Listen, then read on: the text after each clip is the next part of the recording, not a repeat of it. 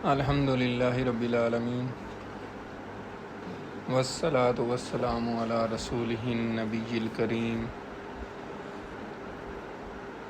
وعلی آلہ واصحابہ واہل بیتہ اجمعین، اما بعد۔ آج ریاض الصالحین کا باب نمبر 185 کا دوسرا حصہ مطالعہ کریں گے، وضو کی فضیلت کا بیان۔ اس میں آج پہلی حدیث ہے، حضرت ابو ہریرہ رضی اللہ تعالیٰ عنہ سے روایت ہے کہ رسول اللہ صلی اللہ علیہ وسلم قبرستان تشریف لائے اور فرمایا، تم پر سلام ہو اے ایماندار گھر والو، اور ہم اگر اللہ نے چاہا تو تمہیں ملنے والے ہیں۔ میں چاہتا ہوں کہ ہم اپنے بھائیوں کو دیکھیں۔ بڑی اہم حدیث ہے، اور اس میں ہمارے لیے جو اس وقت ہم مسلمان ہیں نا، یہ ان کی فضیلت بیان ہو رہی ہے۔ یہاں پہ یہ بڑی اہم حدیث ہے، بہت اہم۔ آپ صلی اللہ علیہ وسلم نے فرمایا، میں چاہتا ہوں کہ ہم اپنے بھائیوں کو دیکھیں۔ صحابہ رضی اللہ تعالیٰ عنہم نے عرض کیا، یا رسول اللہ، کیا ہم آپ کے بھائی نہیں ہیں؟ آپ صلی اللہ علیہ وسلم نے فرمایا، تم میرے ساتھی ہو، اور ہمارے بھائی وہ ہیں جو ابھی تک نہیں آئے، یعنی جو بعد میں مسلمان ہوں گے۔ صحابہ نے کہا، اے اللہ کے رسول، آپ کی امت کے وہ لوگ جو ابھی تک نہیں آئے، آپ انہیں کیسے پہچانیں گے؟ سوال بنتا تھا۔ آپ صلی اللہ علیہ وسلم نے فرمایا، یہ بتلاؤ، اگر ایک آدمی کے ایسے گھوڑے جن کی پیشانی اور ٹانگیں سفید ہوں، خالص سیاہ رنگ کے گھوڑوں کے درمیان ہوں، کیا وہ اپنے گھوڑے پہچان نہیں لے گا؟ سمجھ آ رہی ہے نا؟ یعنی اگر کسی کے پاس سفید گھوڑے ہیں اور وہ مکس ہو جائیں کالے گھوڑوں میں، کسی کے گھوڑے کالے ہیں، آپ کو پتہ ہے گھوڑوں کے رنگ مختلف ہوتے ہیں، کالے بھی ہوتے ہیں، سفید بھی ہوتے ہیں۔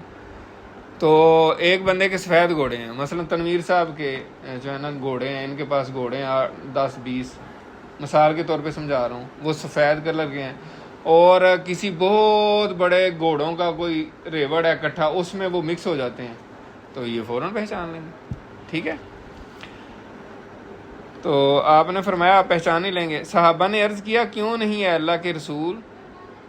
آپ صلی اللہ علیہ وسلم نے فرمایا، پس میری امت کے بعد میں آنے والے لوگ بھی اس حال میں میدان حشر میں آئیں گے کہ وضو کی وجہ سے ان کی پیشانیاں اور ہاتھ پاؤں روشن ہوں گے، اور میں حوض کوثر پر ان کا میر سامان یعنی پہلے پہنچا ہوا ہوں گا۔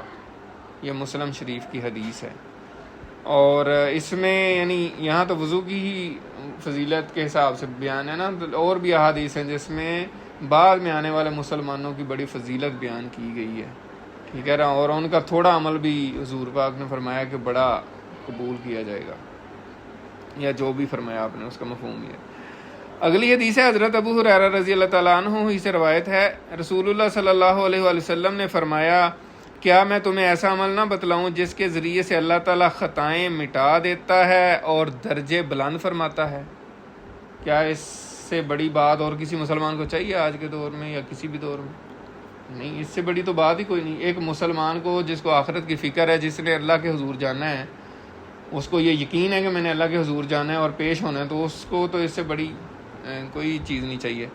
تو صحابہ کرام نے کہا، کیوں نہیں ہے اللہ کے رسول؟ آپ صلی اللہ علیہ وسلم نے فرمایا، مشقت اور ناگواری کے باوجود کامل وضو کرنا، مسجدوں کی طرف زیادہ قدم چلنا، اور نماز کے بعد نماز کا انتظار کرنا، پس یہی رباط ہے۔ مسلم شریف کی حدیث ہے۔ رباط کا مطلب یہ ہوتا ہے کہ جو سرحد پہ آپ پہرا دیتے ہیں کہ کوئی دشمن حملہ نہ کر دے، اس کو رباط کہتے ہیں، یعنی جو ایک سیکیورٹی فورسز جس طرح ہوتی ہیں۔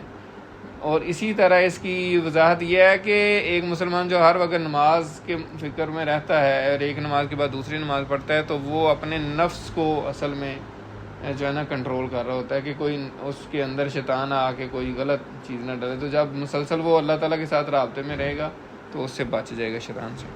اگلی حدیث ہے حضرت ابو مالک اشعری رضی اللہ تعالیٰ عنہ سے روایت ہے، رسول اللہ صلی اللہ علیہ وآلہ وسلم نے فرمایا پاکیزگی آدھا ایمان ہے، الطہور شطر الایمان، یعنی صفائی جو ہے وہ نصف ایمان ہے.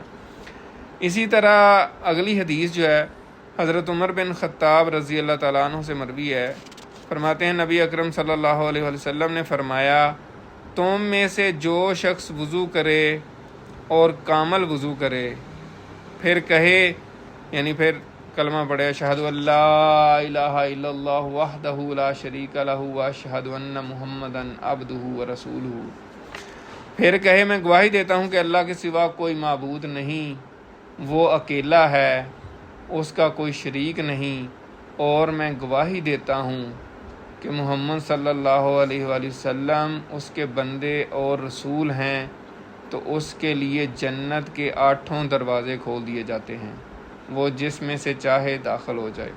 یہ بھی مسلم شریف کی حدیث ہے اور بڑی اہم حدیث ہے.